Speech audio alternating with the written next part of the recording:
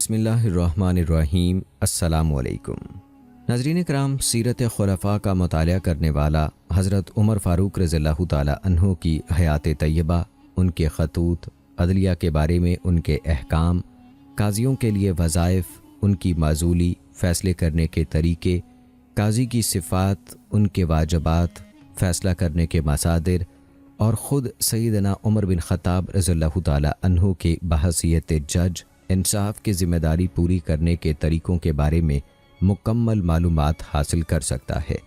تو ناظرین کرام، ہم آج کی ویڈیو میں آپ کو حضرت عمر رضی اللہ تعالی عنہ کے قاضیوں کے لکھے گئے خطوط کے بارے میں تفصیل سے آگاہ کریں گے، قاضیوں کے تقرر اور ان کے وظائف کے بارے میں تفصیل سے آگاہ کریں گے۔ حضرت عمر رضی اللہ تعالی عنہ نے قاضی کی صفات اور ان کے فرائض کے بارے میں آج سے 1400 سال پہلے کیا طریقہ کار بیان فرمایا تھا، کیا طریقہ کار وضع فرمایا تھا، اس حوالے سے آپ کو تفصیل سے بتائیں گے۔ عدل و انصاف کے پیکر حضرت عمر رضی اللہ تعالی عنہ نے قاضی میں کون سی خوبیوں کے بارے میں بتایا کہ ایک قاضی میں کون سی خوبیوں کا ہونا ضروری ہے، یہ سب کچھ ہم آج کی ویڈیو میں آپ کو تفصیل سے بتائیں گے۔ تو ہماری آج کی یہ ویڈیو انتہائی اہم اور معلوماتی ہونے والی ہے، اس کو آخر تک لازمی دیکھیے گا۔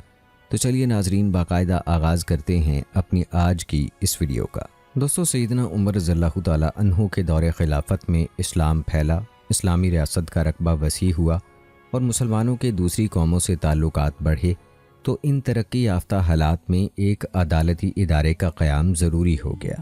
خلیفہ وقت انتہائی مصروف ہو گئے، نئے قائم ہونے والے مختلف صوبوں اور شہروں میں مقرر کردہ گورنروں کی مصروفیات میں بھی بہت اضافہ ہو گیا۔ وسیع مملکت اور بڑھتی ہوئی آبادی میں باہمی تنازعات بھی بڑھنے لگے۔ ان حالات میں سیدنا عمر رضی اللہ تعالی عنہ نے بعض شعبوں کو بعض محکموں سے الگ کرنے کا فیصلہ کر لیا، چنانچہ انہوں نے عدلیہ کی حیثیت مستقل طور پر جداگانہ کر دی۔ آپ کا مقصد یہ تھا کہ خلیفہ وقت کو امور ریاست کے لیے بھرپور وقت مل سکے۔ انہیں عدلیہ کو الگ کرنے کے ساتھ ساتھ مستقل بنیاد پر قاضیوں کا تقرر بھی کیا۔ ان کا کسی دوسرے ادارے سے کوئی تعلق نہیں تھا۔ سیدنا عمر رضی اللہ تعالی عنہ اسلامی حکومت کے پہلے فرمانروا تھے، جنہوں نے عدلیہ کو انتظامیہ سے الگ کر کے اسے مستقل بنیاد پر قائم فرمایا۔ انہوں نے کوفہ، بصرہ، شام اور مصر کے علاقوں میں بھی قاضی مقرر فرمائے۔ یہ محکمہ براہ راست خلیفہ کے تحت کام کرتا تھا۔ قاضی حضرات کو خود خلیفہ نامزد کرتا تھا یا خلیفہ کی نیابت کرتے ہوئے کوئی اور مجاز شخص بھی اس کا تقرر کر دیتا تھا۔ قضات خلیفہ کے سامنے جواب دہ ہوتے تھے۔ عدلیہ کو بالکل جداگانہ بنیاد پر قائم کر دینا بھی فاروق اعظم رضی اللہ تعالی عنہ کی فراست اور بصیرت کا کتنا بڑا ثبوت ہے۔ آج دنیا بھر کی ریاستوں میں عدلیہ ایک جداگانہ محکمے کی حیثیت سے کام کر رہی ہے۔ فاروق اعظم رضی اللہ تعالی عنہ نے یہی کام 1400 سال پہلے کر دکھایا تھا۔ حق یہ ہے کہ وہ امت مسلمہ کے حقیقی اور عبقری لیڈر تھے۔ وہ بدلتے ہوئے حالات کو فوراً بھانپ لیتے تھے، اس لیے جدید قوانین وضع کرنے، امور ریاست کو منظم کرنے اور ہر محکمے کے حدود و اختیارات متعین کرنے کی حیرت انگیز صلاحیتیں رکھتے تھے۔ اہل یورپ نے سیدنا عمر رضی اللہ تعالی عنہ جیسے قواعد و قوانین 18ویں صدی عیسوی میں جدید نظریے کے عنوان سے پیش کیے اور انہیں عوامی بھلائی کا ضامن قرار دیا۔ ایسے ہی خیالات کا ذکر مونٹیسکو نے اپنی کتاب روح الشرائع میں کیا اور اس کی عملی شکل انقلاب فرانس کے سوا 200 سال کے بعد سامنے آئی۔ اسلام نے آزاد اور بے لاگ عدل کا نظریہ 1400 سال قبل پیش کیا اور اسے اپنا ایک اہم اساسی اور انتظامی اصول قرار دیا۔ روایت میں ہے کہ نبی اکرم صلی اللہ علیہ وآلہ وسلم نے حضرت معاذ بن جبل رضی اللہ تعالی عنہ کو یمن کا والی اور قاضی بنا کر بھیجا تو ان سے دریافت فرمایا، اے معاذ، تم لوگوں کے درمیان کس طرح فیصلے کرو گے؟ معاذ رضی اللہ تعالی عنہ نے وضاحت سے عرض کیا، میں اللہ کی کتاب کے مطابق فیصلہ کروں گا۔ اگر کسی مسئلے کا حل کتاب اللہ کی صریح نص سے نہ ملا تو سنت رسول صلی اللہ علیہ وآلہ وسلم سے رہنمائی لوں گا۔ اگر سنت رسول صلی اللہ علیہ وآلہ وسلم سے بھی واضح حکم نہ ملا تو اجتہاد کروں گا اور اجتہاد کرنے میں کسی قسم کی کوتاہی نہیں کروں گا۔ نبی اکرم صلی اللہ علیہ وآلہ وسلم نے معاذ رضی اللہ تعالی عنہ کی رائے کو درست قرار دے دیا۔ سیدنا عمر رضی اللہ تعالیٰ عنہ نے اپنے دور خلافت میں عدلیہ اور اس کے ساتھ متعلقہ امور کو بہتر سے بہتر بنانے کی طرف خصوصی توجہ دی۔ ان کی طرف سے عدلیہ کو انتظامیہ سے الگ کر دینے کا اقدام اس لیے کیا گیا کہ ریاستی امور کی نگرانی کے باعث ان کی مصروفیات میں بدرجہ اضافہ ہو گیا تھا۔ جہاں تک انصاف کرنے کا تعلق ہے تو سیدنا عمر رضی اللہ تعالیٰ عنہ نہایت بے لاگ اور عادلانہ فیصلے کرنے میں ید طولہ رکھتے تھے۔ سیدنا عمر رضی اللہ تعالیٰ عنہ نے بعض ایسے والی بھی مقرر فرمائے جنہیں عدالتی اور انتظامی دونوں طرح کے اختیارات حاصل تھے۔ سیدنا عمر رضی اللہ تعالیٰ عنہ عدالتی معاملات میں ان سے مسلسل خط و کتابت جاری رکھتے تھے۔ انہوں نے مغیرہ بن شعبہ رضی اللہ تعالیٰ عنہ سے، جو پہلے بصرہ پھر کوفہ کے گورنر مقرر ہوئے، عدالتی معاملات میں خط و کتابت کی۔ نیز شام کے والی معاویہ رضی اللہ تعالیٰ عنہ سے بعض متنازع مسائل کی رپورٹ طلب کی، اور ابو موسیٰ اشعری رضی اللہ تعالیٰ عنہ سے بھی کئی عدالتی امور کے بارے میں حقائق دریافت کیے۔ سیدنا عمر رضی اللہ تعالیٰ عنہ کے دور خلافت میں قاضی کو جس علاقے میں مقرر کیا جاتا تھا وہ اس علاقے کا مکمل با اختیار قاضی ہوتا تھا، چاہے اس کا تقرر خلیفہ کی طرف سے کیا جاتا یا ان کے کسی نائب کی طرف سے۔ قاضی کے اختیارات میں کوئی فرق نہیں آتا تھا۔ اکثر بڑے بڑے شہروں میں عدالتی محکمہ علیحدہ اور مستقل ادارہ بن چکا تھا۔ اس کی مثال کوفہ اور مصر میں قائم عدالتی محکمے سے دی جا سکتی ہے۔ بعض مقامات پر اگر والی اپنے انتظامی امور میں حرج محسوس نہ کرتا تو اسے قاضی کی ذمہ داری بھی سونپ دی جاتی تھی۔ سیدنا عمر رضی اللہ تعالیٰ عنہ قاضیوں سے مسلسل رابطہ رکھتے تھے اور بوقت ضرورت مقرر شدہ قاضیوں کی موجودگی کے باوجود مدینہ منورہ میں بعض مقدمات کا فیصلہ خود صادر کر دیتے تھے۔ وہ قاضی جنہیں عمر رضی اللہ تعالیٰ عنہ نے مستقل طور پر صرف قاضی ہی مقرر فرمایا تھا، وہ عبداللہ بن مسعود رضی اللہ تعالیٰ عنہ تھے۔ انہیں کوفہ کا چیف جسٹس بنا کر بھیجا گیا تھا۔ حضرت قتادہ ابو مجلل سے بیان فرماتے ہیں کہ عمر بن خطاب رضی اللہ تعالیٰ عنہ نے عمار بن یاسر رضی اللہ تعالیٰ عنہ کو اہل کوفہ کا امام اور عبداللہ بن مسعود رضی اللہ تعالیٰ عنہ کو بیت المال کا منتظم اور جسٹس بنا کر بھیجا تھا۔ سیدنا عمر رضی اللہ تعالیٰ عنہ نے سلیمان بن ربیعہ کو بصرہ اور قیس بن ابو العاص کرشی کو مصر کا قاضی مقرر فرمایا تھا۔ ناظرین، وہ لوگ جن کو گورنر اور قاضی دونوں مناصب تفویض ہوئے ان میں مکہ کے والی نافع الخزائی بھی تھے۔ علامہ ابن عبد البر فرماتے ہیں سیدنا عمر رضی اللہ تعالیٰ عنہ نے انہیں مکہ کا والی بنا کر بھیجا۔ وہاں قریش کے بڑے بڑے سردار رہائش پذیر تھے۔ انہیں کچھ عرصے کے بعد معزول کر دیا گیا اور خالد بن عاص بن حشام بن مغیرہ مخزومی کو والی بنا دیا گیا۔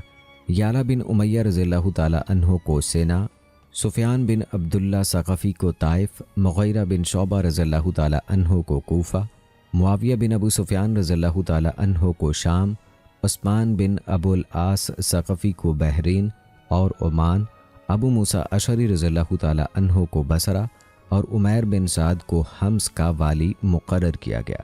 مذکورہ اشخاص میں سے بعض کو سیدنا عمر رضی اللہ تعالیٰ عنہ نے قاضی کے منصب پر بھی فائز کیا تھا۔ امیر معاویہ رضی اللہ تعالیٰ عنہ شام کے گورنر بھی تھے اور قاضی بھی تھے، جبکہ مغیرہ رضی اللہ تعالیٰ عنہ اور ابو موسیٰ اشعری رضی اللہ تعالیٰ عنہ محض گورنر تھے، قاضی نہیں تھے۔ سیدنا عمر رضی اللہ تعالیٰ عنہ نے مدینہ طیبہ میں حضرت علی بن ابی طالب رضی اللہ تعالیٰ عنہ اور زید بن ثابت رضی اللہ تعالیٰ عنہ کو منصب قضا تفویض فرمایا۔ حضرت نافع بیان فرماتے ہیں کہ سیدنا عمر رضی اللہ تعالیٰ عنہ نے زید بن ثابت رضی اللہ تعالیٰ عنہ کو منصب قضا تفویض فرمایا اور ان کے لیے تنخواہ بھی مقرر فرمائی۔ اسی طرح صائب بن یزید کو بھی یہ منصب دیا گیا۔ اور آئیے ناظرین، اب تذکرہ کرتے ہیں قاضیوں کے نام حضرت عمر رضی اللہ تعالیٰ عنہ کے بعض اہم خطوط کا۔ حضرت عمر فاروق رضی اللہ تعالیٰ عنہ نے قضا اور عدالتی کارروائی کا جو مضبوط اور مربوط نظام قائم فرمایا تھا، فقہ اسلامی کے اجل علماء نے اس نظام کی تشریح کی ہے اور اس کے حاشیے بھی لکھے ہیں۔ سیدنا عمر رضی اللہ تعالیٰ عنہ کے اس نظام اور دستور کی جھلک اس خط میں دیکھی جا سکتی ہے جو حضرت ابو موسیٰ اشعری رضی اللہ تعالیٰ عنہ کے نام لکھا گیا تھا۔ بسم اللہ الرحمن الرحیم، اللہ کے بندے امیر المومنین عمر بن خطاب کی طرف سے عبداللہ بن قیس یعنی ابو موسیٰ اشعری رضی اللہ تعالیٰ عنہ کی طرف۔ آپ پر سلامتی ہو۔ اما بعد، بلا شبہ محکمہ قضا انتہائی اہم ذمہ داری ہے۔ یہ ایک مسلسل عمل کا نام ہے۔ اچھی طرح سمجھ لو، جب کسی دعوے کی دلیل پیش کی جائے تو اس پر خوب غور کرو۔ دعوے دار برحق ثابت ہو تو اسے فوری انصاف فراہم کرو، ورنہ اسے کوئی فائدہ نہیں پہنچے گا۔ اپنی مجلس میں لوگوں کے مابین کامل مساوات قائم رکھو تاکہ کوئی بڑا سردار تم سے ظلم کا ارتکاب نہ کرا سکے، نہ کوئی کمزور شخص انصاف سے محروم رہے۔ دعوے دار کو لامحالہ ثبوت پیش کرنا چاہیے اور مدعی پر قسم لازم ہے۔ مسلمانوں کے مابین ہر ممکن طور پر صلح جائز ہے، ہاں وہ صلح ہرگز جائز نہیں جو حلال کو حرام اور حرام کو حلال کر دے۔ تم نے کسی مقدمے کا فیصلہ کر دیا ہو تو اگلے دن اس پر پھر غور کرو اور تنقیدی جائزہ لو۔ اگر تمہیں حق کی طرف رہنمائی مل جائے تو فوراً حق کی طرف پلٹ آؤ، اس لیے کہ حق ہر اعتبار سے ہر چیز پر مقدم ہے۔ حق ہی کی طرف ہمیشہ رجوع کرنا چاہیے، باطل پر اڑ جانا ہٹ دھرمی ہے۔ ہر مسئلے کا حل قرآن و سنت میں تلاش کرو، ہر معاملے کا ثبوت قرآن و سنت ہی میں ڈھونڈو۔ ثبوت نہ ملے اور متعلقہ مسئلہ تمہارے سینے میں کھٹک رہا ہو تو اس کی کوئی اور نظیر تلاش کرو۔ مل جائے تو پیش آمدہ مسائل کو ان پر قیاس کرو۔ جو بات اللہ تعالیٰ کے زیادہ قریب اور حق سے زیادہ مشابہت رکھتی ہو اس پر اعتماد کر لو۔ کوئی مدعی ثبوت حق پیش کرنے کے لیے مہلت مانگے تو اسے مہلت ضرور دو۔ وہ ثبوت فراہم کر دے تو اسے اس کا حق مہیا کرو۔ ثبوت نہ دے سکے تو اس کا دعویٰ خارج کر دو۔ یہ طریقہ کار رفع شک اور الجھے ہوئے مسائل حل کرنے میں مفید ثابت ہوگا۔ تمام مسلمان عادل اور منصف مزاج ہیں، البتہ کوئی ایسا مسلمان جسے کسی شرعی حد کے لاگو ہونے پر کوڑے لگے ہوں، یا جس نے جھوٹی گواہی دی ہو، یا وہ بسلسلہ ولا یا نسب متہم ہو، تو وہ قابل اعتماد نہیں۔ یقیناً اللہ تعالیٰ تمہارے باطن کا حال خوب جانتا ہے۔ اس نے تمہارے معاملات میں بذریعہ ثبوت اور بذریعہ قسم اپنے دفاع کا حق مرحمت فرمایا ہے۔ تمہیں اپنی طبیعت کی تنگی، اکتاہٹ اور مقدمے کے کسی فریق سے کبھی نفرت کا اظہار نہیں کرنا چاہیے۔ جھگڑوں کا فیصلہ کرتے ہوئے ناگواری یا ناپسندیدگی کا مظاہرہ ہرگز نہ کرنا، کیونکہ حقدار کو اس کا حق پہنچانا اللہ تعالیٰ کی بارگاہ میں اجر کا باعث ہے۔ اس عمل سے تمہاری حسنات میں اضافہ ہوگا۔ جس کی نیت کھری ہو اور وہ بے لاگ انصاف کرنے پر ڈٹا رہے، اللہ تعالیٰ اس کی اس طرح کفایت فرماتا ہے کہ اپنے سوا کسی کی کفایت کا محتاج نہیں رکھتا۔ جو قاضی لوگوں کا دباؤ پیش نظر رکھ کر ایسا فیصلہ کرے جو اس کے ضمیر کی آواز کے خلاف ہو، اللہ تعالیٰ اسے اسی دنیا ہی میں رسوا کر دے گا، اور اللہ کی رحمت اور رزق کے خزانے ایسے شخص کی رسائی سے بہت دور رہیں گے۔ والسلام۔ دانش سے بھرپور اس حیران کن عبارت کے حامل خط میں قاضی کے تمام آداب و فرائض اور عدالت کے مکمل اصول بیان کر دیے گئے ہیں۔ علماء کرام آج تک اس خط کی شرحیں اور حاشیے لکھتے چلے آ رہے ہیں، اور قیامت تک جو فرد بھی اس خط کے الفاظ پر غور کرے گا وہ اس مکتوب گرامی کی عظمت پر حیرت زدہ رہ جائے گا۔ اگر تاریخ سیدنا عمر رضی اللہ تعالیٰ عنہ کے جملہ بے مثال کارناموں کا تذکرہ کیے بغیر ان کا محض یہی مکتوب گرامی نقل کرتی تو صرف یہی مکتوب اس بات کے لیے کافی تھا کہ وہ بے مثل مفکر اور لاسانی مقنن تھے۔ آج کل کے دور میں جب کہ عدالتوں کے بارے میں مختلف اصول و قوانین وضع کیے جا رہے ہیں، اگر یہ الفاظ کسی ریاست کا سربراہ تحریر کرے، پھر ان الفاظ کے بارے میں یہ مطالبہ کیا جائے کہ اتنے دانش آموز الفاظ یقیناً طلباء کے نصاب تعلیم میں شامل ہونے چاہیے، تو اس سے لکھنے والے کی عظمت کا کیسا منہ بولتا ثبوت سامنے آئے گا۔ اس لحاظ سے غور فرمائیے کہ سیدنا عمر رضی اللہ تعالیٰ عنہ کا مقام و مرتبہ کتنا رفیع الشان ہے، جنہوں نے یہ الفاظ آج سے 1400 سال پہلے لکھ دیے تھے۔ یہ الفاظ انہوں نے کسی کتاب سے نقل نہیں کیے، وہ انہیں قلم بند کرنے کے لیے کسی کی مدد کے محتاج نہیں ہوئے۔ یہ تحریر ان کے اپنے تخلیقی ذہن کے آئینہ دار ہیں، جس نے ہزاروں فوائد یکجا کر دیے۔ دراصل یہ سب کچھ ان ملفوظات مبارکہ کی برکت ہے جو محمد الرسول اللہ صلی اللہ علیہ وآلہ وسلم نے دار ارقم میں ان کے دل میں اتار دیے تھے، اور انہوں نے جواباً کہا تھا، میں گواہی دیتا ہوں کہ اللہ کے سوا کوئی معبود نہیں، اور بلا شبہ محمد اللہ کے رسول ہیں۔ سیدنا عمر رضی اللہ تعالیٰ عنہ کے مکاتیب گرامی میں سے ایک اہم مکتوب ابو عبیدہ رضی اللہ تعالیٰ عنہ کے نام بھی ارسال کیا تھا۔ اس میں انہوں نے تحریر فرمایا تھا، یہ خط جو تمہیں تحریر کر رہا ہوں صرف بھلائی اور خیر خواہی پر مبنی ہے۔ میں نے اپنے اور تمہارے لیے خیر خواہی کی جستجو میں تمہاری طرف یہ خط لکھا، جس میں نے تمہارے اور اپنے لیے کوئی کوتاہی نہیں کی۔ 5 عادتیں مضبوطی سے اپنا لو، تمہارا دین محفوظ ہو جائے گا اور تمہارا مقدر جگمگا اٹھے گا۔ نمبر 1، جب تمہارے پاس 2 جھگڑنے والے آئیں تو انصاف پر مبنی دلائل پر توجہ دو اور مضبوط قسموں کو لازم پکڑو۔ نمبر 2، کمزور آدمی کو اتنا قریب کر لو کہ اس کی زبان کی بندش کھل پڑے اور وہ اطمینان سے کھل کر بات کرے اور دل ڈھارس پا کر مضبوط ہو جائے۔ نمبر 3، اجنبی کا خیال رکھو، ایسا نہ ہو کہ اس کا مقدمہ طوالت اختیار کر جائے اور وہ اپنا حق چھوڑ کر واپس چلا جائے۔ نمبر 4، جو شخص اپنے حق کے لیے مقدمہ ہی دائر نہ کرے وہ یقیناً اپنا حق ضائع کر لے گا۔ اور نمبر 5، اگر تم کسی مقدمے میں کسی نتیجے پر نہ پہنچ سکو تو فریقین میں صلح کرانے کی کوشش کرو۔ والسلام۔ سیدنا عمر رضی اللہ تعالیٰ عنہ نے قضا کے سلسلے میں معاویہ بن ابی سفیان رضی اللہ تعالیٰ عنہ کو لکھا، اما بعد، میں یہ خط تمہارے نام لکھ رہا ہوں، اس میں نے تمہارے اور اپنے لیے خیر خواہی تلاش کرنے میں کسی قسم کی کوتاہی سے کام نہیں لیا۔ 5 عادات مضبوطی سے اپنا لو، تمہارا دین محفوظ رہے گا اور تم دین کے اعلیٰ مرتبے پر فائز ہو جاؤ گے۔ نمبر 1، جب تمہارے پاس 2 آدمی کوئی مقدمہ لے کر آئیں تو ان کے قضیے کا فیصلہ انصاف پر مبنی ثبوت یا فیصلہ کن قسم لے کر کرو۔ نمبر 2، کمزور کو اپنے قریب کرو تاکہ اس کا دل مضبوط ہو اور اس کی زبان کھل کر اپنا مدعا بیان کر سکے۔ نمبر 3، دور سے آنے والے اجنبی کی طرف خصوصی توجہ دو، ورنہ وہ اپنا حق چھوڑ کر واپس چلا جائے گا۔ اس کا ذمہ دار وہ ٹھہرے گا جس نے اسے اپنی شفقت اور مہربانی کے سلوک سے محروم رکھا ہوگا۔ سب کو ایک نظر سے دیکھو اور سب سے یکساں تعلقات رکھو، اپنی نظر اور تعلقات میں برابری رکھو۔ نمبر 5، جب تک کسی فیصلے پر نہ پہنچو اس وقت تک فریقین کے درمیان صلح کروانے کی بھرپور کوشش کرو۔ سیدنا عمر رضی اللہ تعالیٰ عنہ نے قاضی شریح رحمہ اللہ کے نام اجتہاد کے بارے میں لکھا، جب تمہارے سامنے کوئی مقدمہ پیش ہو تو سب سے پہلے کتاب اللہ پھر سنت رسول صلی اللہ علیہ وآلہ وسلم سے اس کا حل تلاش کرو۔ اگر کتاب اللہ اور سنت رسول صلی اللہ علیہ وآلہ وسلم سے اس کا حل نہ ملے تو دیکھو کہ درپیش مقدمے جیسی صورتحال میں ماضی میں کسی نے کیا کہا ہے۔ اگر ایسی نظیر بھی نہ ملے تو پھر اپنی بصیرت کی روشنی میں اپنی رائے قائم کرو۔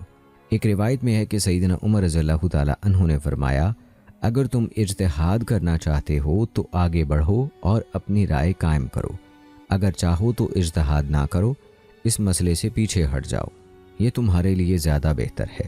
سیرت خلفاء کا مطالعہ کرنے والا حضرت فاروق اعظم رضی اللہ تعالیٰ عنہ کی حیات طیبہ، ان کے خطوط، عدلیہ کے بارے میں ان کے احکام، قاضیوں کے لیے وظائف، ان کی معزولی، فیصلے کرنے کے طریقے، قاضی کی صفات، ان کے واجبات، فیصلہ کرنے کے مصادر اور خود سیدنا عمر رضی اللہ تعالیٰ عنہ کی بحیثیت جج انصاف کی ذمہ داری پورے کرنے کے طریقوں کے بارے میں مکمل معلومات حاصل کر سکتا ہے۔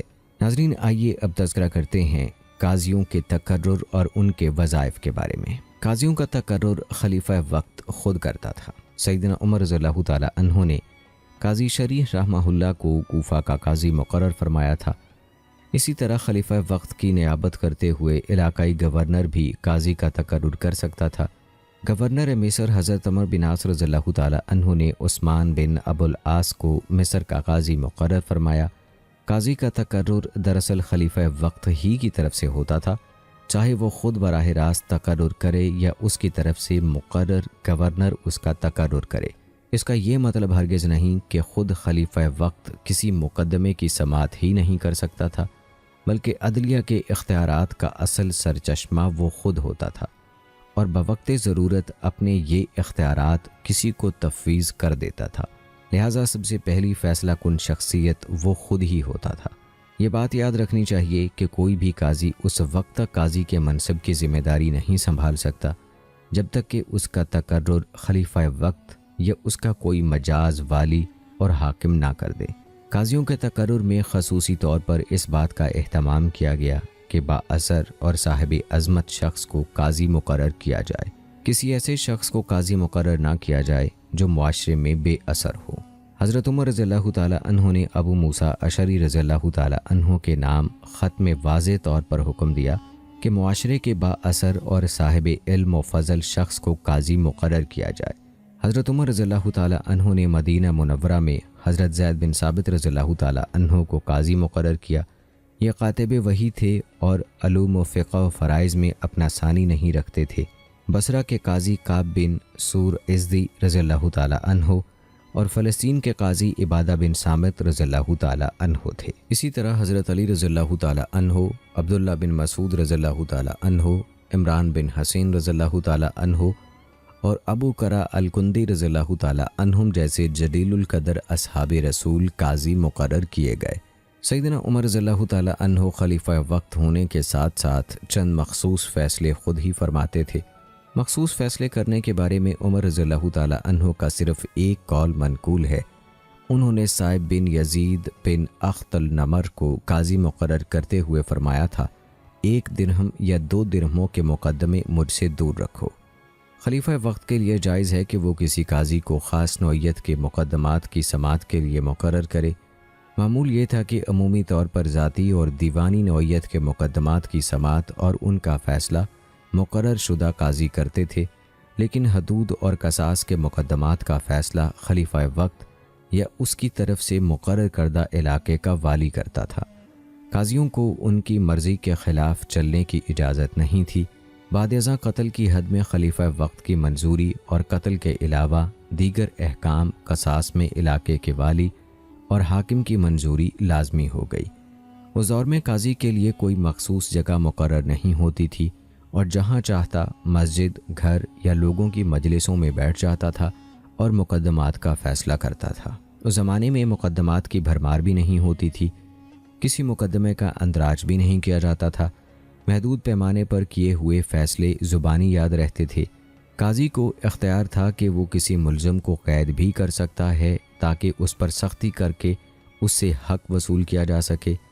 حضرت عمر رضی اللہ تعالیٰ عنہ، عثمان رضی اللہ تعالیٰ عنہ اور علی رضی اللہ تعالیٰ عنہ نے ملزم کو قید کرنے کے طریقے پر عمل کیا۔ ریاست مملکت کے مختلف مقامات پر جیل خانوں کے قیام کا اہتمام کرتی تھی، جبکہ قصاص عام لوگوں کی موجودگی میں سرعام نافذ کیا جاتا تھا۔ بات کی جائے اگر قاضیوں کے وظائف کی، تو حضرت عمر رضی اللہ تعالیٰ عنہ نے قاضیوں کے معقول وظائف کا بھی اہتمام فرمایا تاکہ قاضی اپنی مالی ضرورت کے لیے غلط فیصلے کرنے پر مجبور نہ ہو۔ قاضی شریح اور سلمان بن ربیہ باہلی اور دوسرے قاضیوں کے لیے ماہانہ 500 درہم وظیفہ مقرر کیا۔ یہ اس زمانے کے اعتبار سے معقول رقم تھی۔ ابو موسیٰ اشعری رضی اللہ تعالیٰ عنہ کے نام لکھے گئے خط میں حضرت عمر رضی اللہ تعالیٰ عنہ نے ایک قاعدہ یہ بھی بیان کیا کہ قاضی کے عہدے کے لیے صاحب فضل شخص کا ہونا ضروری ہے تاکہ وہ کسی فیصلے میں دولت مند شخص کی دولت سے مرعوب نہ ہو اور فیصلہ کرتے وقت اسے کسی کی پرواہ نہ ہو۔ قاضی کو تجارت، خرید و فروخت اور کاروبار کرنے کی اجازت نہ تھی۔ اور دوستو، آئیے آپ کو قاضی کی صفات اور ان کے فرائض کے بارے میں بتاتے ہیں۔ سیدنا عمر رضی اللہ تعالیٰ عنہ کی سیرت طیبہ کے مطالعے کی روشنی میں یہ بات بخوبی معلوم ہو جاتی ہے کہ جب سیدنا عمر رضی اللہ تعالیٰ عنہ کسی قاضی کا تقرر فرماتے تھے تو وہ ان کی کون سی خوبیوں کو پیش نظر رکھتے تھے۔ ان میں سے چند اہم خوبیوں کا ہم یہاں پر تذکرہ کرتے ہیں۔ احکام شرعیہ کا علم، کیونکہ مقدمات کی سماعت اور ان کا فیصلہ کرنے میں شرعی احکامات کی تطبیق نہایت ضروری ہوتی ہے، ورنہ صحیح فیصلہ کرنا محال ہو جاتا ہے۔ تقوی، سیدنا عمر رضی اللہ تعالیٰ عنہ نے معاذ بن جبل رضی اللہ تعالیٰ عنہ اور ابو عبیدہ بن جراح رضی اللہ تعالیٰ عنہ کے نام اپنے احکام میں لکھا تھا کہ تم اپنے علاقے کے نیک اور پرہیزگار لوگوں کو قاضی مقرر کرو۔ قناعت، سیدنا عمر رضی اللہ تعالیٰ عنہ نے واضح فرمایا تھا، دھوکہ دینے والا، ریاکار اور حریص آدمی اللہ کا قانون نافذ کرنے کی صلاحیت سے محروم ہوتا ہے۔ ذہانت، قاضی کے لیے لازم ہے کہ وہ انتہائی ذہین اور سمجھدار ہو۔ تاکہ معاملات کی گہرائی تک پہنچ سکے۔ امام شابی رحمہ اللہ فرماتے ہیں کہ کعب بن سور سیدنا عمر رضی اللہ تعالیٰ عنہ کے پاس بیٹھے تھے۔ اسی دوران ایک عورت آئی، اس نے عرض کیا، اے امیر المومنین، آپ نے میرے خاوند سے بڑھ کر بہتر آدمی کوئی نہیں دیکھا ہوگا۔ اللہ کی قسم، وہ شب زندہ دار ہے، دن کو مسلسل روزے رکھنے والا ہے، وہ سخت گرمی میں بھی روزہ نہیں چھوڑتا۔ سیدنا عمر رضی اللہ تعالیٰ عنہ نے اس عورت کی بات سن کر اس کے لیے بخشش کی دعا فرمائی، تعریفی کلمات کہے اور ارشاد فرمایا، تمہارے جیسی عورتیں انتہائی قابل رشک ہیں کہ ان کے شوہر اس قدر نیک اور پارسا لوگ ہیں۔ شابی رحمۃ اللہ علیہ فرماتے ہیں سیدنا عمر رضی اللہ تعالیٰ عنہ کی یہ بات سن کر وہ عورت شرم و حیا سے سمٹ گئی اور واپس جانے کے لیے اٹھ کھڑی ہوئی۔ اس خاتون کو واپس جاتا دیکھ کر کعب رضی اللہ تعالیٰ عنہ نے عرض کیا، اے امیر المومنین، اس عورت نے اپنے خاوند کے خلاف جو شکایت کی ہے، آپ نے اس شکایت کا ازالہ نہیں فرمایا۔ سیدنا عمر رضی اللہ تعالیٰ عنہ نے دریافت فرمایا، کیا اس نے اپنے خاوند کی کوئی شکایت کی ہے؟ کعب رضی اللہ تعالیٰ عنہ نے عرض کیا، جی ہاں، اس نے اپنے خاوند کی بڑی سخت شکایت کی ہے۔ حضرت عمر رضی اللہ تعالیٰ عنہ نے پھر پوچھا، کیا واقعی اس نے شکایت کی ہے؟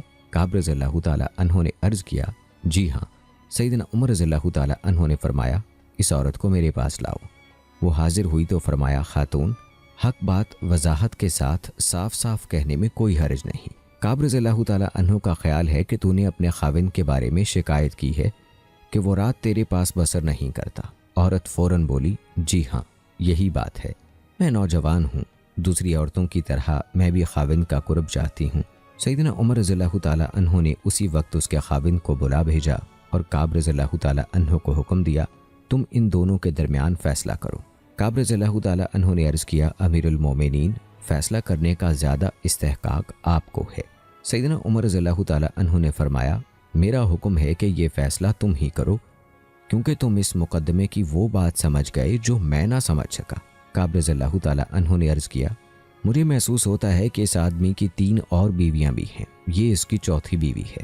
اس کے شوہر کے لیے میرا فیصلہ یہ ہے کہ وہ 3 دن اور 3 راتوں تک عبادت کرے اور یہ اپنی ہر بیوی کے ساتھ 1 دن اور 1 رات رہے۔ یہ سن کر سیدنا عمر رضی اللہ تعالیٰ عنہ نے فرمایا، اللہ کی قسم، تمہاری دوسری رائے پہلے سے بھی زیادہ اچھی ہے، جاؤ، میں تمہیں بصرہ کا قاضی مقرر کرتا ہوں۔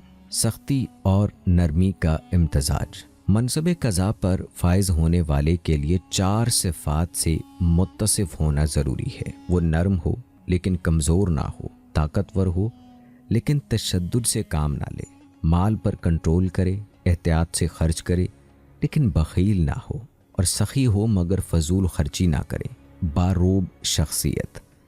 سیدنا عمر رضی اللہ تعالیٰ عنہ نے ایک موقع پر فرمایا، میں ابو مریم کو معزول کر دوں گا، اس کی جگہ ایسا آدمی مقرر کروں گا کہ جو فاجر بھی اسے دیکھے گا خوفزدہ ہو جائے گا۔ پھر اسے معزول کر کے کعب بن سور کو بصرہ کا قاضی مقرر کر دیا۔ مالداری اور حسب و نسب۔ سیدنا عمر رضی اللہ تعالیٰ عنہ نے ایک گورنر کے نام اپنے مکتوب گرامی میں تاکید فرمائی کہ تم اپنے علاقے میں مالدار اور صاحب حسب و نسب لوگوں کے علاوہ کسی اور سے کوئی سرکاری کام نہ لینا، اس لیے کہ ایک متمول شخص کسی کا مال ضبط کرنے کی کوشش نہیں کرے گا اور صاحب حسب و نسب نفاذ حکم کے لیے کسی انجام کو خاطر میں نہیں لائے گا۔ آئیے ناظرین، اب تذکرہ کرتے ہیں قاضی کے فرائض کا۔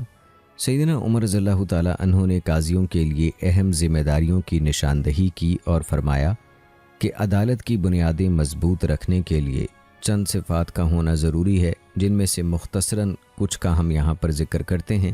سب سے پہلے اخلاص۔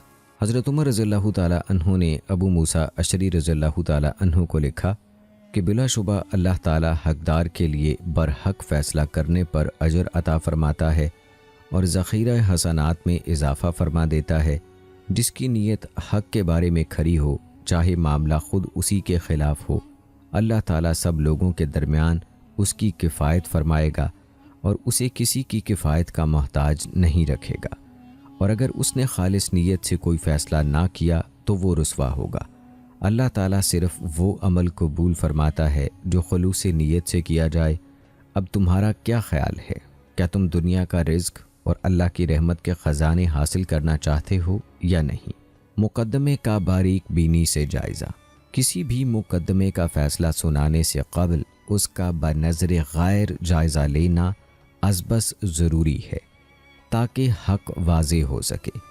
سیدنا عمر رضی اللہ تعالیٰ عنہ نے ابو موسیٰ اشعری رضی اللہ تعالیٰ عنہ کو لکھا، جب تمہارے پاس کوئی مقدمہ آئے تو پہلے اسے اچھی طرح سمجھو۔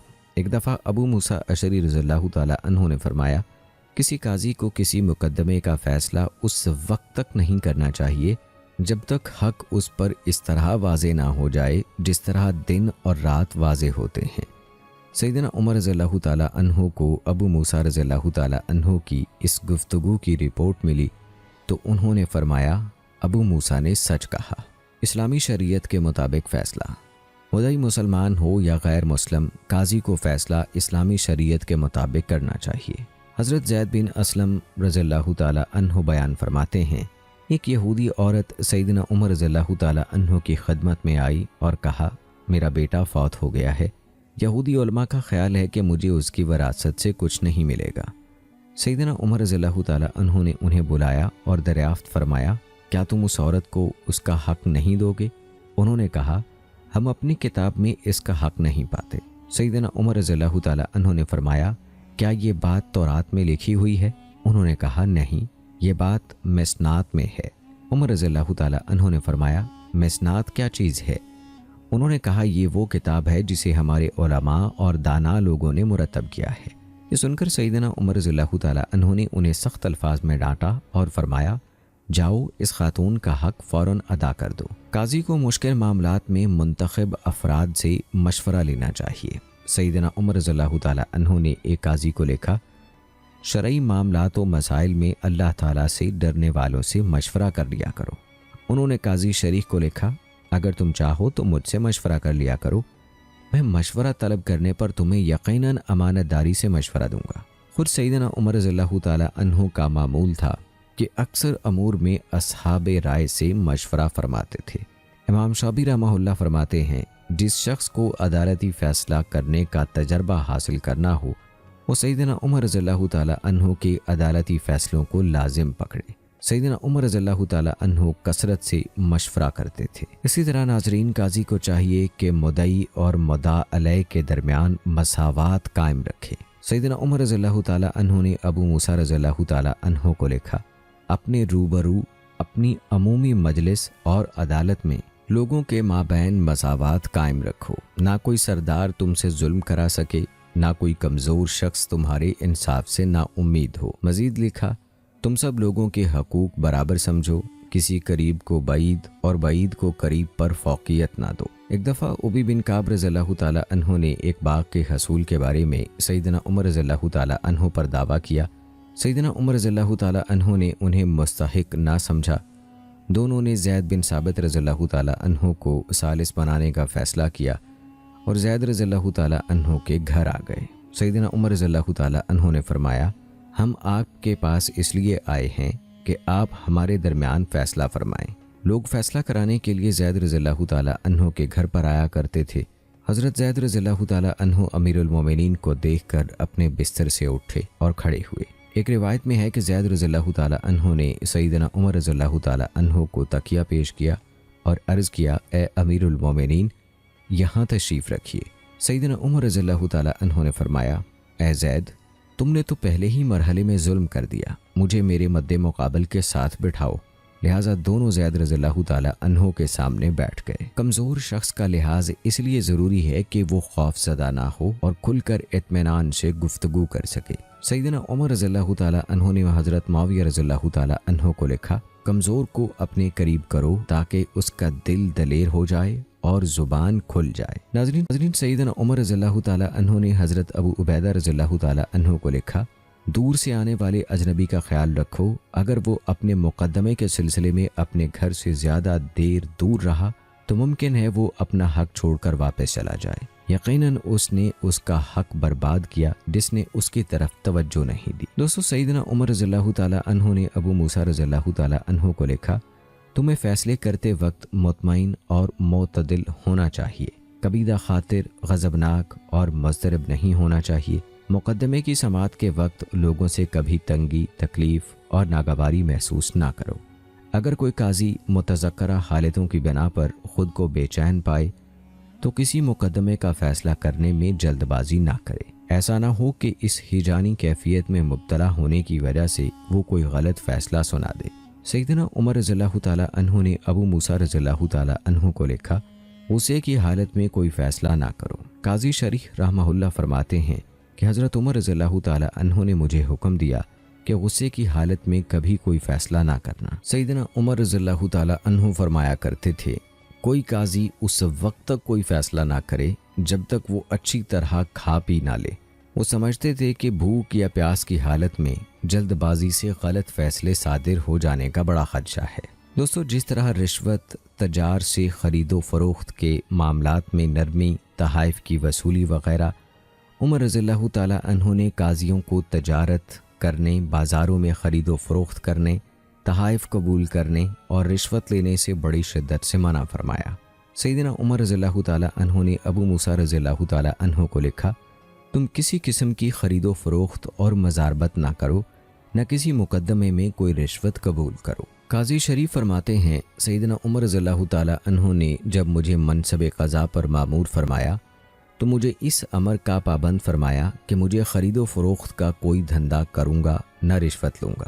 سیدنا عمر رضی اللہ تعالیٰ عنہ فرماتے تھے، رشوت لینے اور مقدمات میں خواہشات کی دخل اندازی سے بچو۔ ناظرین، سیدنا عمر رضی اللہ تعالیٰ عنہ نے لوگوں کو خطبہ ارشاد فرمایا، اے لوگو، جب اللہ کے نبی صلی اللہ علیہ وآلہ وسلم زندہ تھے تو ہم تمہیں اچھی طرح جان سکتے تھے۔ وحی کا زمانہ تھا اور وحی کے ذریعے سے تمہارے ہر معاملے کی خبر ہو سکتی تھی۔ اب ہم صرف تمہیں تمہاری گفتگو ہی سے پہچان سکتے ہیں۔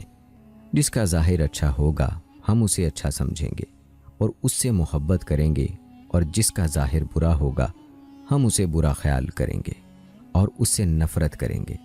تمہارے اصل بھید تمہارے اور اللہ تعالیٰ کے مابین ہیں۔ ناظرین، سیدنا عمر رضی اللہ تعالیٰ عنہ نے فرمایا، کسی بھی مقدمے کا حتمی فیصلہ کرنے سے پہلے دونوں فریقوں کو صلح کا موقع دو، کیونکہ حتمی فیصلے بعض اوقات بعد میں باہمی دشمنی، بغض اور کینے کا سبب بنتے ہیں۔ اگر دونوں فریق شریعت اسلامی کے مطابق باہمی صلح پر راضی ہو جائیں تو قاضی صلح کو مؤثر قرار دے گا۔ اگر صلح کسی شرعی حکم سے متصادم ہوگی تو قاضی اس صلح کو توڑ دے گا۔ سیدنا عمر رضی اللہ تعالیٰ عنہ نے فرمایا، مسلمانوں کے درمیان باہمی صلح جائز ہے، سوائے اس صلح کے جو حرام کو حلال یا حلال کو حرام کر دے۔ اگر قاضی کو کسی مقدمے میں حتمی فیصلے پر پہنچنے میں دشواری ہو تو فریقین کے مابین صلح کرانے پر خصوصی توجہ دے۔ حضرت عمر رضی اللہ تعالیٰ عنہ نے حضرت معاویہ رضی اللہ تعالیٰ عنہ کو لکھا تھا، اگر کسی مقدمے میں تمہیں کسی حتمی فیصلے پر پہنچنے میں دشواری کا سامنا ہو یا فریقین ایک دوسرے کے رشتہ دار ہوں تو ان کے مابین صلح کا راستہ اختیار کرو، کیونکہ ایسے حالات میں حتمی فیصلہ باہمی رنجش کا سبب بن سکتا ہے۔ دوستو، قاضی کسی مقدمے میں اپنا فیصلہ صادر کر چکا ہو، بعد ازاں اس کی عدالت میں پھر اسی جیسا کیس آ جائے، مگر اب حالت یہ ہو کہ اس مقدمے کے بارے میں قاضی کا سابقہ انداز فکر تبدیل ہو چکا ہو، تو اسے کسی تردد کی ضرورت نہیں۔ وہ یقیناً اس نئے کیس میں اپنے جدید انداز فکر کے مطابق فیصلہ کرنے کا پوری طرح مجاز ہے، لہٰذا اس کا سابقہ مقدمے والا فیصلہ بھی کالعدم نہیں ہوگا، وہ بدستور بحال رہے گا۔ آگے چل کر اگر پھر کسی وقت قاضی کے سامنے کوئی اور نیا اجتہاد آ جائے تو وہ بخوشی اسے برسر کار لائے، لیکن اس کے سابقہ فیصلے برقرار رہیں گے، کوئی فیصلہ کالعدم نہیں ہوگا۔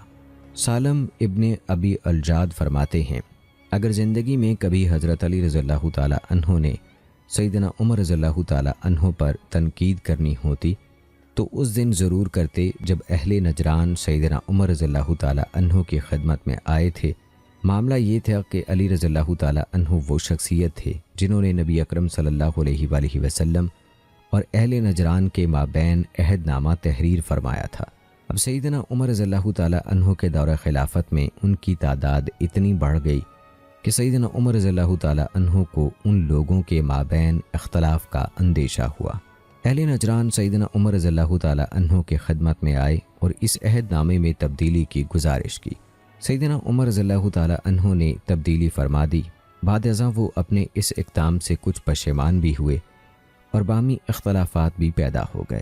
وہ لوگ دوبارہ سیدنا عمر رضی اللہ تعالیٰ عنہ کے پاس آئے اور حسب سابق پہلے معاہدے ہی کی طرف رجوع کے خواستگار ہوئے، لیکن سیدنا عمر رضی اللہ تعالیٰ عنہ نے انکار فرما دیا۔ پھر جب حضرت علی رضی اللہ تعالیٰ عنہ خلیفہ منتخب ہوئے تو وہ حضرت علی رضی اللہ تعالیٰ عنہ کی خدمت میں حاضر ہوئے اور عرض کیا، اے امیر المومنین، یہ تو آپ کی زبان کی سفارش اور آپ ہی کے ہاتھ کا لکھا ہوا معاہدہ ہے۔ علی رضی اللہ تعالیٰ عنہ نے فرمایا، تم پر افسوس۔ سیدنا عمر رضی اللہ تعالیٰ عنہ بلا شبہ انتہائی سمجھدار آدمی تھے۔ سیدنا عمر رضی اللہ تعالیٰ عنہ نے اپنے اس پہلے فیصلے کو کالعدم کرنے سے انکار فرما دیا جو انہوں نے اہل نجران کے بارے میں فرمایا تھا۔ پھر حضرت علی رضی اللہ تعالیٰ عنہ نے بھی سیدنا عمر رضی اللہ تعالیٰ عنہ کی شہادت کے بعد ان کا فیصلہ برقرار رکھا اور اسے کالعدم کرنے سے انکار فرما دیا۔ سیدنا عمر رضی اللہ تعالیٰ عنہ بہت سے مسائل میں اپنا اجتہاد تبدیل کرتے رہے۔ مثلاً وراثت کے باب میں بھائیوں کی موجودگی میں دادا کی وراثت اور نسبی بھائیوں کے لیے وراثت سے کچھ نہ ملنے کی صورت میں انہیں اخیافی بھائیوں کے ساتھ ثلث میں شریک کرنا وغیرہ۔ روایات سے ثابت ہے کہ انہوں نے اپنا پہلا فیصلہ کالعدم قرار نہیں دیا، جبکہ اس طرح نئے مقدمات آ جانے پر ان کا فیصلہ جدید اجتہاد کے مطابق کیا، اور یہ نیا اجتہاد سابقہ مقدمات میں دیے گئے فیصلوں کی وجہ سے حق کے مطابق فیصلہ کرنے میں رکاوٹ نہ بنا۔ سیدنا عمر رضی اللہ تعالیٰ عنہ نے ابو موسیٰ اشعری رضی اللہ تعالیٰ عنہ کو لکھا، اگر آج تم کوئی فیصلہ کرو جس میں تمہاری رائے اس جیسے اس سے قبل کیے جانے والے فیصلے سے متصادم ہو تو حق کی اتباع کرتے ہوئے اس درست رائے کو قائم رکھو، اور جان لو کہ حق قدیم ہے جسے کوئی امر باطل نہیں کر سکتا۔ حق کی اتباع کرنا جان بوجھ کر باطل پر ضد کرنے اور اڑے رہنے سے بہتر ہے۔ اسی باعث سیدنا عمر رضی اللہ تعالیٰ عنہ نے دادا کی وراثت میں مختلف فیصلے فرمائے، اور اس عورت کے بارے میں جس نے اپنے پیچھے خاوند، ماں، 2 اخیافی اور 2 علاقی بھائی چھوڑے، سیدنا عمر رضی اللہ تعالیٰ عنہ نے نسبی بھائیوں کو اخیافی بھائیوں کے ساتھ ثلث میں شریک فرمایا۔ ایک آدمی نے عرض کیا، آپ نے فلاں سال تو اس طرح کا فیصلہ نہیں کیا تھا۔ عمر رضی اللہ تعالیٰ عنہ نے فرمایا، وہ ہمارا اس وقت کا فیصلہ تھا اور یہ اس وقت کا فیصلہ ہے۔ حضرت عبداللہ بن عامر رضی اللہ تعالیٰ عنہ بیان فرماتے ہیں، میں ایک قافلے کے ساتھ تھا، ہم ذلمرہ میں ایک جگہ پر تھے، کسی نے میرا بیگ چوری کر لیا۔ قافلے میں ایک آدمی تھا، لوگوں نے اسے متہم کیا، اسے کہا، ارے ان کا بیگ واپس کرو۔ اس نے کہا، میں نے ان کا بیگ نہیں لیا۔ میں عمر بن خطاب رضی اللہ تعالیٰ عنہ کی خدمت میں آیا، انہیں اپنے معاملے کی اطلاع دی۔ سیدنا عمر رضی اللہ تعالیٰ عنہ نے دریافت فرمایا، تم کون لوگ ہو؟ میں نے سب اہل قافلہ کا تعارف کرایا۔ سیدنا عمر رضی اللہ تعالیٰ عنہ نے فرمایا، میرا خیال ہے کہ یہی شخص جسے لوگوں نے متہم قرار دیا تھا چور ہے۔ میں نے عرض کیا، اے امیر المومنین، کیا میں اسے بیڑیاں پہنا کر آپ کے سامنے پیش کروں؟ عمر رضی اللہ تعالیٰ عنہ نے فرمایا، ثبوت کے بغیر تم اس طرح کیسے کر سکتے ہو؟ ناظرین، سیدنا عمر رضی اللہ تعالیٰ عنہ نے ایک قاضی کو تاکید فرمائی، جب تمہارے پاس کوئی مقدمہ آئے تو اس پر بار بار غور کرو، اگر قرآن و سنت سے کوئی واضح نص نہ ملے تو پھر قیاس سے کام لو۔ قاضیوں کی ذمہ داری اور قواعد عدالت کے متعلق جاننے کے لیے سیدنا عمر رضی اللہ تعالیٰ عنہ کی ایک تحریر نقل کی جاتی ہے جس میں یہ تمام ادب آداب وضاحت سے پیش کیے گئے ہیں۔ حضرت عمر رضی اللہ تعالیٰ عنہ نے فرمایا، قضاء ایک ضروری فرض ہے، لوگوں کو اپنے حضور میں، اپنی مجلس میں، اپنے انصاف میں برابر رکھو تاکہ کمزور انصاف سے مایوس نہ ہو اور طاقتور کو تم سے رو رعایت کی امید نہ ہو۔ جو شخص دعویٰ کرے وہ ثبوت فراہم کرے، اور مدعا علیہ پر قسم ہے، دونوں فریق آپس میں صلح کر سکتے ہیں بشرط یہ کہ حلال حرام اور حرام حلال نہ ہو۔ کل اگر تم نے کوئی فیصلہ کیا ہے تو آج غور و خوض کے بعد رجوع کر سکتے ہو۔ جس مسئلے پر شبہ ہو اور وہ قرآن و حدیث میں نہ ہو تو اس پر بار بار غور کرو اور اس کی مثالوں پر قیاس کرو۔ جو شخص ثبوت پیش کرنا چاہے اسے کچھ وقت یا میعاد کی مہلت دو، اگر ثبوت پیش کرے تو اسے اس کا حق دلاؤ، ورنہ مقدمہ خارج کر دو۔ تمام مسلمان سکا ہیں، ان کی گواہی قابل قبول ہے، سوائے اس شخص کے جسے حد لگائی گئی ہو یا اس نے جھوٹی گواہی دی ہو یا جس کا نسب مشکوک ہو۔ یہ تحریر عدالتی فیصلوں کے لیے بنیادی کلیے کی حیثیت رکھتی ہے۔ اس تحریر سے کچھ احکام ماخذ کر سکتے ہیں، جیسے کہ نمبر 1، قاضی کو عدالت میں تمام لوگوں سے یکساں سلوک کرنا چاہیے۔ نمبر 2، ثبوت مدعی پیش کرے گا۔ نمبر 3، مدعی علیہ اگر کوئی ثبوت یا شہادت نہیں رکھتا تو قسم اٹھائے گا۔ نمبر 4، فریقین خلاف قانون امر کے علاوہ ہر حال میں صلح کر سکتے ہیں۔ نمبر 5، قاضی اپنی مرضی سے فیصلہ کرنے کے بعد بھی اس پر نظر ثانی کر سکتا ہے۔ نمبر 6، مقدمے کی پیشی کی تاریخ متعین ہونی چاہیے۔ نمبر 7، تاریخ معینہ پر اگر مدعی علیہ حاضر نہ ہو تو فیصلہ کر دیا جائے، اور اگر مدعی ثبوت پیش نہ کر سکے تو مقدمہ خارج کر دیا جائے۔ نمبر 8، ہر مسلمان کی گواہی قابل قبول ہے سوائے سزا یافتہ یا جھوٹی گواہی دینے والے یا نسب میں مشکوک افراد کے۔ یہ قاضیوں کی ذمہ داری میں شامل تھا کہ جو بھی انصاف کی دہلیز پر آئے اپنا حق ضرور پائے۔ یہ وہ صفات ہیں جن کا التزام قاضی کے لیے بہت ضروری ہے۔ ناظرین، رسالت مآب صلی اللہ علیہ وآلہ وسلم ہی کے عہد مبارک سے دینی احکام و قوانین اور عدالتی فیصلوں کی پابندی کا اہتمام و التزام پوری لفظی و معنوی شان و شوکت کے ساتھ کرنا مسلمانوں کی فطرت ثانیہ بن گیا تھا۔ خاص طور پر عمال و حکام سب سے پہلے اور سب سے زیادہ خود ان فیصلوں پر عمل کرتے تھے۔ سیدنا عمر رضی اللہ تعالی عنہ امیر المومنین تھے، اس حوالے سے وہ سب سے زیادہ اسلامی احکام و قوانین کی پابندی فرماتے تھے، دل و جان سے عدالتی فیصلے تسلیم کرتے تھے۔